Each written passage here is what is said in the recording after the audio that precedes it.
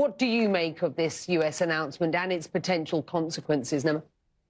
Well, it's a very clear message ahead of the already once postponed Ethiopian elections that there will be no credibility with regards to the way that the international community views Ethiopia until the conflict in Tigray has come to a resolution. What we're trying to pass at the moment, Becky, with regards to the financial assistance that the US gives to Ethiopia, that's very clear that they're going to pause everything but critical aid, critical humanitarian assistance, which will be a very big blow because Ethiopia is the largest recipient of US foreign aid in Africa. What we're trying to figure out is how the visa restrictions are going to work, because there is a point of concern there. At the moment, the US supports a joint mechanism between the Ethiopian Human Rights Commission, which is a state-appointed body, and the UN to investigate the atrocities in the Tigray region. Now, is it going to be via these investigations that the US will be basing its travel ban?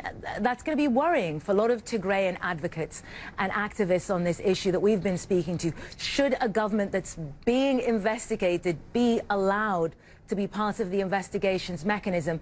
And if so, will that mean that this move on the part of the United States, while very welcome, is purely cosmetic, Becky?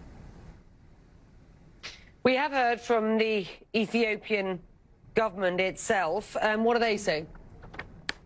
Well, in addition to what would be expected, their disappointment about the impact that this is going to have to the US-Ethiopian relationship, the key line that jumped out to me was their categoric denial that there would be any opportunity to sit down and negotiate with the Tigray People's Liberation Front, the forces that lead in the Tigray region and are currently in conflict with the Ethiopians. They're saying categorically we will not sit down with the TPLF, and that is also going to be quite disappointing for the international community because the hope was that this was going to be a way through this. Overall, Becky, this is really big because it sends a message to a Nobel Peace Prize winner, someone who saw himself and branded himself as a reformist, that you and those around you will not be welcome in the United States if this is not resolved. So in terms of how Abiy Ahmed, the Prime Minister of Ethiopia, sees himself, this will be a pretty wounding blow, Becky.